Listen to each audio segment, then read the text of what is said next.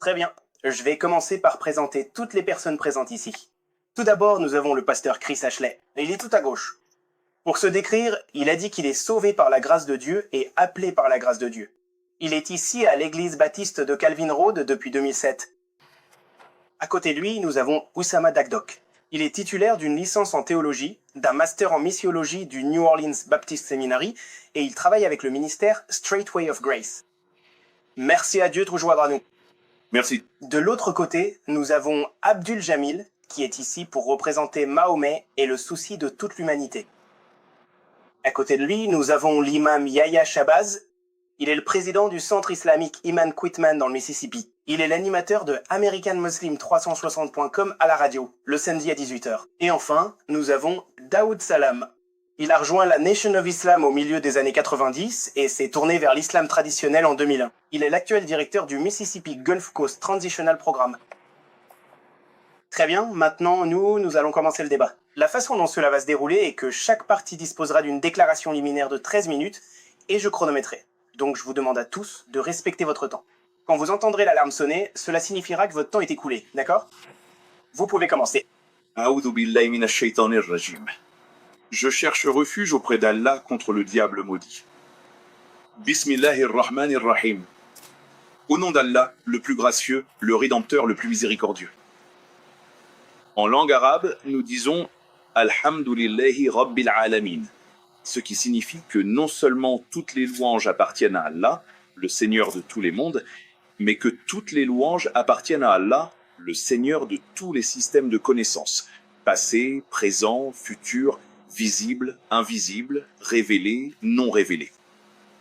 Nous le remercions, et nous ne pourrions jamais le remercier assez pour les prophètes, les messagers et les écritures qu'il a envoyées à la famille humaine.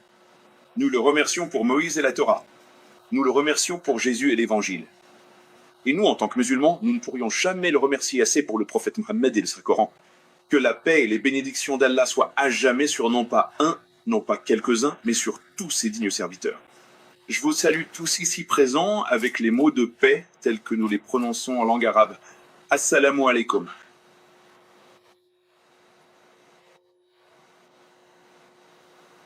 Pasteur Ashley, j'aimerais vous poser une question parce que j'étais curieux.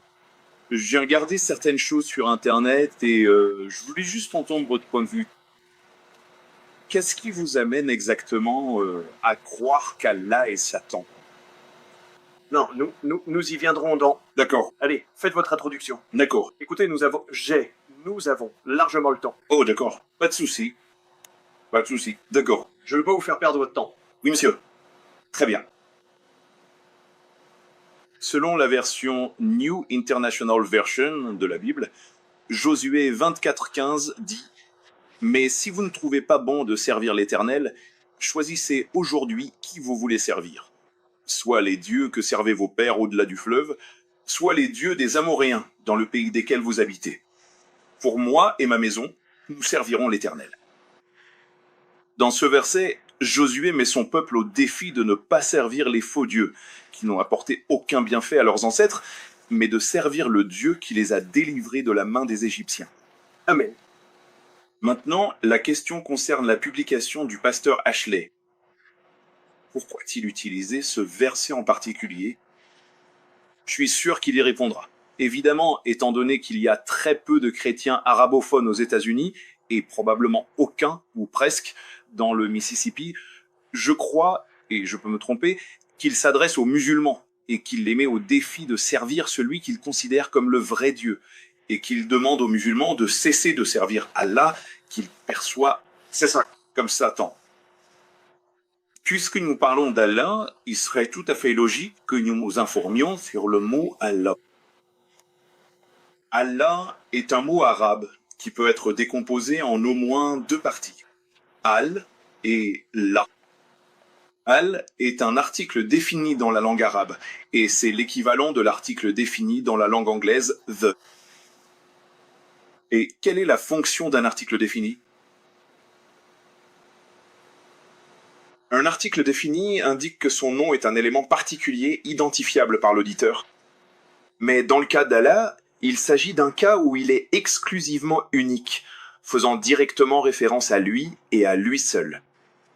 Le mot arabe Allah n'est utilisé pour rien ni personne d'autre qu'Allah, et Allah seul.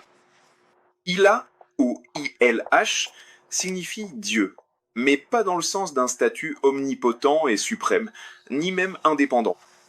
Cependant, lorsque l'article défini Al lui est ajouté en préfixe, l'omnipotence est présente. La suprématie est présente, et la définition signifierait littéralement le seul et unique Dieu, et ou le seul vrai Dieu. Il est rapporté qu'environ 6 à 11 millions de chrétiens arabophones au Moyen-Orient, peut-être plus, appellent Dieu Allah. Et ils appelaient Dieu Allah avant que le christianisme ne se répande en Occident. Allah est Satan, Jésus est Dieu. J'aimerais corriger certaines des déclarations que votre ami a faites ici. Allah n'est pas un mot arabe. C'est en fait le mot hébreu, Elohim, qui est écrit sous une forme plurielle. Maintenant, Al-Ilah est le mot correct que nous utilisons en tant que chrétiens dans la langue arabe. Ce n'est pas Allah. Pour qu'il forme Al-Ilah, vous devez y ajouter un autre alif pour en faire le nom correct. Là est le dieu de la lune que les Arabes adoraient des années et des années avant Mahomet. Par conséquent, s'ils décomposent Allah en Al, qui est le mot pour le en anglais, et là, nous avons maintenant un problème. Ils parlent du dieu de la lune. Le dieu des chrétiens n'a rien à voir avec le dieu de l'islam, Allah. Pour nous, chrétiens, quand nous disons Allah, nous parlons du Père, du Fils et du Saint-Esprit. Mais pour les musulmans, quand ils disent Allah, ils ne parlent ni de Père, ni de Fils, ni de Saint-Esprit. Même si le Coran mentionne une telle chose, nous en parlerons plus tard. Maintenant, passons à notre étude. Eh bien, dire qu'Allah est Satan est un message haineux pour nos chers amis musulmans. Mais dire que Jésus n'est pas Dieu est acceptable pour tous nos amis musulmans. C'est la même chose que dire que Jésus n'est pas Dieu. Pour moi, c'est plus grave que de dire qu'Allah est Satan. Parce que chaque chrétien croit que Jésus est Dieu, et aucun chrétien ne croit qu'Allah est Dieu. Et comme nous le voyons aujourd'hui dans notre étude, dans notre séminaire ici, vous verrez qu'Allah est Satan tout au long du Coran. Je vais utiliser le Coran pour vous prouver qu'Allah est Satan. Et je suis surpris. Pourquoi les musulmans s'énervent-ils ? Combien de chrétiens en Amérique sont allés détruire une mosquée ou tuer un musulman pour avoir dit que Jésus n'est pas Dieu ? Je crois qu'ils vivent en Amérique en supposant que l'Amérique est la même que l'endroit d'où ils viennent. Parce qu'en Égypte, d'où je viens, je pourrais pas dire qu'Allah est Satan. Je serais tué. Et les musulmans peuvent dire tout le temps que Jésus n'est pas Dieu, et nous devons garder notre bouche fermée. C'est un pays libre, l'Amérique. Ce n'est pas l'Arabie Saoudite ou l'Égypte. Maintenant, passons à notre étude. Le mot « retirez-le » si vous voulez bien, sœur. Allah est Satan. Voici les 4 points dont nous devons parler ce soir. Allez-y, frères. La description d'Allah et la description de Satan. C'est ce dont nous allons parler ici. Tel que nous la voyons à travers le Coran. Les actes d'Allah et les actes de Satan. C'est ce qui est important. Et la révélation d'Allah et la révélation de Satan. Et les lois d'Allah et les lois de Satan. Lorsque nous étudions le Coran et que nous examinons ces 4 points, nous arrivons à la conclusion qu'Allah est Satan. Je suis triste de dire qu'une grande partie des musulmans d'Amérique n'a jamais lu le Coran, ou quand ils le lisent, comme mon cher ami ici présent, il le lit avec un arabe épouvantable. Il ne sait pas prononcer les mots arabes, et il lit évidemment la version édulcorée du Coran en anglais. Par conséquent, il ne saisira pas le véritable sens du Coran. Vous devez connaître l'arabe pour comprendre de quoi nous parlons. Alors, c'est parti. Passons à la suite. Allah du côté gauche, du côté droit, et Satan du côté gauche. Allons-y. Voyons ce que nous avons dans le Coran. Coran 59-23. C'est lui Allah. Il n'y a point de divinité autre que lui, le souverain, le pur, l'apaisant, le rassurant, le prédominant, le tout-puissant, le contraignant, l'orgueilleux. L'un des noms d'Allah est l'orgueilleux. En fait, Allah a 99 noms dans le Coran. L'un d'entre eux est l'orgueilleux. Aucun chrétien au Moyen-Orient, parmi ceux qui parlent arabe, ou aucun chrétien sur la planète Terre ne dira jamais que Dieu est orgueilleux. Continue. Un autre verset. Coran 16-23. Nul doute qu'Allah sait ce qu'il cache et ce qu'il divulgue. Assurément, il n'aime pas les orgueilleux. Attendez une minute. Allah est l'orgueilleux, mais Allah dans le Coran n'aime pas les orgueilleux. Allah se déteste lui-même. Voyons ce qu'Allah a dit dans le Coran à propos de Satan. Coran 2-34. Et quand il a dit aux anges, Ajradou ila ad. Ajudu. Ajudu est un mot adoré. En fait, c'est un mot non arabe d'origine araméenne. Et c'est incroyable. Les musulmans nous diront que le Coran est en arabe pur. Non, il y a 279 mots étrangers dans le Coran. En voici un. Et ils se prosternèrent tous, sauf Iblis. Il refusa et s'enfla d'orgueil, et il fut parmi les infidèles. D'accord. Iblis est qu'un autre mot que notre cher ami a mentionné plus tôt. C'est en fait le mot pour diable, et ce n'est pas un mot arabe. En fait, c'est un mot grec que Mahomet a inséré dans son Coran.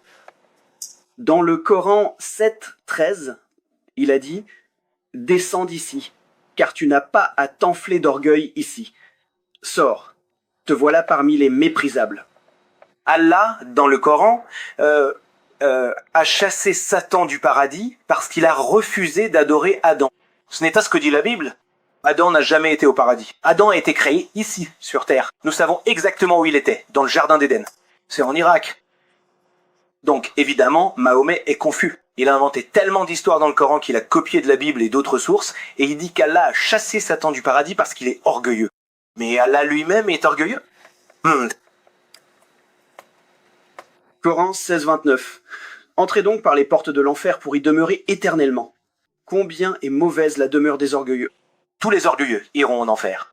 Et je suppose qu'Allah sera en enfer aussi. Par conséquent, Allah et Satan. Coran 39:60. Et au jour de la résurrection, tu verras ceux qui mentaient contre Allah, leur visage noirci. N'est-ce pas dans l'enfer qu'il y a une demeure pour les orgueilleux? Exactement. C'est là notre point. Allah et Satan. Passons à autre chose. Qu'en est-il de Dieu, le Dieu de la Bible, le Dieu que nous, chrétiens, adorons, peu importe la langue dans laquelle nous l'utilisons? Matthieu 11:29 dit « Prenez mon joug sur vous et recevez mes instructions, car je suis doux et humble de cœur, et vous trouverez du repos pour vos âmes. » C'est ça, le Dieu de la Bible. Il est humble, il est doux. D'accord?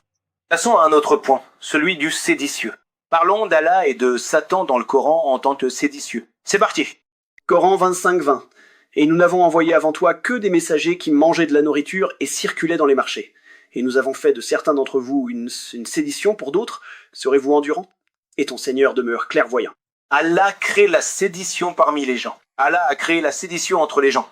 Continuons. Un autre verset du Coran. Coran 22:53. Il fait de ce que le diable suggère une épreuve pour ceux qui ont une maladie au cœur et ceux dont le cœur est durci. Et les injustes sont certes dans une opposition profonde. C'est le Dieu de Mahomet. C'est Allah, celui qui crée la sédition. Passons maintenant à Satan dans le Coran. Coran 7:27. Ô enfants d'Adam, que le diable ne vous tente pas, comme il a fait sortir vos parents du paradis, leur arrachant leurs vêtements pour leur montrer leur partie honteuse. Il vous voit, lui et ses partisans, d'où vous ne les voyez pas. Nous avons désigné les diables pour alliés à ceux qui ne croient pas. Évidemment, la plupart d'entre vous ne comprennent pas ce qu'Allah a dit dans le Coran. C'est l'un des contes de fées ridicules que Mahomet a inventé dans le Coran, selon lequel Satan aurait chuchoté à Adam et Ève pour leur dire « Savez-vous que vous avez des parties intimes? Voulez-vous que je vous montre ce que vous avez là en bas dans votre... Et c'est ainsi qu'il leur a fait perdre leurs vêtements. Je suis désolé, Adam et Ève étaient nus dans le jardin, ils n'avaient aucun vêtement et ils ne s'en sont jamais rendus compte par la suite. En fait, toute l'histoire du Coran est un conte de fées. Mais le point que je veux partager avec vous ici est le suivant. Allah séduit, Satan séduit. Devinez quoi? Allah et Satan. Passons à la suite. Le point suivant concerne le... Charmeur. Beau. Attends une minute. On ne vient pas juste de faire séducteur? Eh bien, en arabe, nous avons deux mots différents pour séducteur. Je les ai mis tous les deux en anglais. C'est pourquoi je dois couvrir les deux. C'est parti. Coran 11:34. Et mon conseil ne vous profitera pas si je désire vous conseiller. Si Allah désire vous séduire, il est votre Seigneur, et c'est vers lui que vous serez ramenés. Allah séduit les croyants. Allah séduit les gens. Chapitre du Coran, 15. Lisons ce que le... Il a dit, mon Seigneur, parce que tu m'as séduit, je vais sûrement leur embellir les choses sur terre, et je vais sûrement les séduire tous. Voyez, c'est incroyable. Dans un seul verset, Allah séduit Satan, et Satan séduira le reste des gens. Allah et Satan sont à égalité pour nous séduire. Vous savez quoi? Je crois qu'Allah et Satan. Passons à la diapositive suivante. Nous parlons de ce qui ne peut être suivi, de l'impur. Impur. Le mot religieux en islam, en arabe. C'est parti, parlons d'Allah. Coran 10:100. Et il n'appartient pas à une âme de croire si ce n'est avec la permission d'Allah. Et il dira l'impureté sur ceux qui ne comprennent pas. J'aimerais qu'on règle ce problème de coupure de temps de mots en dehors de l'écran. C'est pas grave. Allah apporte l'impureté aux gens qui ne comprennent pas. Waouh. C'est incroyable. Dans le Coran aussi, vous voyez que les gens qui comprennent sont aussi les pires des créatures. Alors, passerons à la suite. Coran 61, 25. Quiconque Allah veut guider, il lui ouvre la poitrine à l'islam. Et quiconque il veut égarer, il rend sa poitrine extrêmement étroite, comme s'il s'élevait vers le ciel. De même, Allah inflige l'impureté à ceux qui ne croient pas. Allah égare et Allah apporte l'impureté au cœur de ceux qui n'ont pas cru. D'accord ? Passons au Coran 5,90. Ô les croyants, le vin, le jeu de hasard, les pierres dressées, les flèches de divination ne sont qu'une abomination, œuvre du diable. Écartez-vous-en, afin que vous réussissiez. Remarquez maintenant le mot abomination que j'ai ici. C'est le même mot, impur, dans le dictionnaire de 3 érudits musulmans. Nous n'inventons rien. Donc, tout ce que fait Satan est exactement ce qu'Allah fait. Apporter la religion aux gens, apporter l'impureté aux gens. Passons donc à la suite. Un autre personnage qui est le vaurien. Le vaurien. Allah est le vaurien de Satan. Le Coran 2,59 dit « Mais les injustes ont substitué une autre parole à celle qui leur était dite. C'est pourquoi nous avons fait descendre sur les injustes un châtiment. » C'est bien ça ? Des vauriens. Des vauriens. Du ciel parce qu'ils étaient des transgresseurs. C'est le mot kourou. C'est un autre mot non arabe d'origine syriaque dans le Coran. Passons au verset suivant. Coran 71, 62. Mais les injustes parmi eux ont substitué une autre parole à celle qui leur était dite. C'est pourquoi nous avons fait descendre sur eux un courroux venant du ciel, parce qu'ils étaient injustes. Ici, nous avons mis le mot vaurien en arabe, et le sens est exactement le même qu'en anglais, pour bien comprendre. Donc Allah fait venir des vauriens, fait venir le courroux sur les gens qui sont injustes. D'accord, voyons ce que le Coran enseigne au sujet de Satan. Coran 8, 11. Quand il vous enveloppa de sommeil comme une sécurité de sa part, et qu'il fit descendre sur vous de l'eau du ciel, afin de vous en purifier, d'écarter de vous la souillure de Satan, de renforcer vos cœurs et d'en raffermir les pas. Allah apporte le courroux, Satan apporte le courroux. Allah et Satan. Passons à la suite. 1 minute. La cause de l'oubli. Donc quand les gens oublient, qu'ils ne peuvent pas se souvenir. Coran 87, 6 à 7. Nous te ferons réciter, de sorte que tu n'oublieras que ce qu'Allah veut. Il connaît certes ce qui est apparent et ce qui est caché.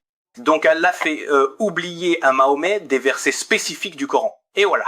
Coran 2, 10, 6. Si nous abrogeons un verset quelconque ou que nous le fassions oublier, nous en apportons un meilleur ou un semblable.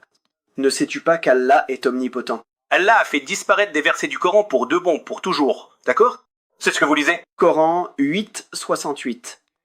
Et quand tu vois ceux qui discutent sur nos versets, éloigne-toi d'eux jusqu'à ce qu'ils entament une autre discussion. Et si le diable te fait oublier, alors, après le rappel, ne reste pas avec les injustes. Croyez-le ou non, Allah fait oublier à Mahomet des versets du Coran. Et Satan fait oublier à Mahomet des versets du Coran. Allah et Satan. J'aime pas utiliser le mot débat. Je ne vais pas répondre à tout ça, ce que le monsieur vient de dire, parce que c'était fondamentalement, ça ne portait sur rien. Ce ne sont que des mots, vous savez. Et Quoi? c'est une tragédie qu'une personne éduquée joue ainsi avec l'intelligence des gens. Parce que si nous continuons sur cette voie, rien ne sera accompli, vous savez. Vous repartirez d'ici exactement comme vous êtes arrivé. Probablement en détestant encore plus quelqu'un. Ce n'est pas ça le but de la religion. Le but de la religion est d'unir l'humanité. Il n'y a pas de débat. Il n'y a rien de conflictuel entre les musulmans et les chrétiens. Nous sommes des confréries. Nous sommes des frères de foi. Vous pouvez utiliser le mot fier, vous pouvez utiliser toutes ces choses, tous ces mots que mon frère a montrés, mais vous n'en apprenez rien. En tant que croyant, quand quelqu'un me demande « Êtes-vous chrétien ou musulman ?» je réponds « Non, je suis un homme de foi. » Quelle est la définition de la foi selon le Saint-Coran? Cela signifie « celui qui est croyant ». Quelle est la définition d'un croyant? Celui qui est intègre, celui qui est honnête, celui qui est fiable, celui qui est loyal. Chacun d'entre vous se décrirait-il ainsi? Cela fait-il partie de votre caractère? Cela fait-il partie de votre caractère? Êtes-vous fiable? Êtes-vous honnête? Êtes-vous respectueux? Eh bien c'est ça un musulman, la nature de l'être humain. Le terme musulman, juste pour que vous me sachiez, le terme musulman, il ne se rapporte pas à une religion. en soi. C'est la nature de l'obéissance à Dieu. Allah nous dit dans le Coran, « Dirige ton visage vers la religion en étant droit. La nature selon laquelle Dieu a créé tout le monde. C'est la vraie religion. Mais beaucoup d'entre vous ne comprennent pas. Donc, en tant que musulmans, nous n'essayons pas de vous faire venir à la mosquée en soi. Nous voulons juste que vous soyez une meilleure personne, parce que c'est ça la nature de la religion. Pour ce qui est d'Allah en tant que Dieu, vous savez, si vous regardez toutes les commodités modernes que nous avons aujourd'hui, dont nous profitons, ces commodités modernes, la science, la philosophie, les mathématiques, la médecine, et ainsi de suite, elles sont issues de l'esprit d'hommes qui se sont appuyés sur le Coran, qui ont étudié le Coran. Si vous montez en arrière, et c'est assez facile à trouver. Maintenant, vous n'êtes pas obligé d'aller vers le Coran, vous n'êtes pas obligé d'aller vers la Bible. Allez simplement lire la Renaissance européenne, parce que c'est de là que vient l'illumination du monde. Et la Renaissance européenne était basée sur les musulmans qui sont allés en Europe et ont réveillé les sciences du monde. C'est ainsi que la société a prospéré jusqu'au point où elle en est aujourd'hui. Et cela vient de Dieu. Jésus dit dans la Bible, « Je ne suis pas Dieu, mais c'est Dieu qui m'a envoyé. » Donc oui, les musulmans disent bien que Jésus n'est pas Dieu, mais Dieu dit que les musulmans croient que Jésus est une parole de Dieu qui a été envoyée au monde par Dieu. Je n'essaie pas de réfuter quoi que ce soit de ce que mon frère a dit. Vous savez, il n'a juste pas dit grand-chose qui puisse être utile à qui que ce soit. Mon but est d'établir une meilleure compréhension de qui nous sommes les uns pour les autres. Allah dit dans le Saint-Coran, il dit « Cette fraternité est une seule fraternité. » Moïse, Jésus, Abraham, Mahomet, Isaac, Adam, des prophètes que vous connaissez et des prophètes que vous ne connaissez pas. Donc nous ne sommes pas ici pour revivre les croisades. Vous savez, il faut qu'on dépasse ça, hein, les gens. Il faut qu'on vive ensemble. Dieu dit dans le Saint-Coran, « Quiconque fait le bien et accomplit des œuvres de justice, qu'il soit musulman, chrétien ou juif, il n'aura rien à craindre et il ne sera point affligé. » L'ennemi, c'est celui qui vend de la drogue, celui qui manipule l'économie pour qu'on ne puisse pas gagner notre vie décemment, qu'on ne puisse pas payer nos traites, qu'on ne puisse pas nourrir nos enfants, qu'on ne puisse pas payer nos traites, qu'on ne puisse pas nourrir nos enfants. C'est ça, l'ennemi.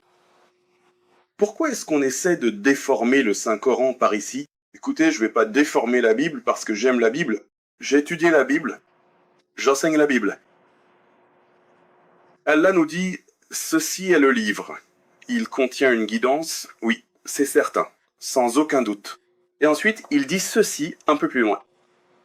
Il dit, ceux qui croient à l'au-delà, qui croient à l'invisible, qui accomplissent la prière, qui dépensent de ce que nous leur avons attribué, et qui croient à ce qui t'a été révélé, c'est-à-dire ce livre, et à ce qui a été révélé avant toi.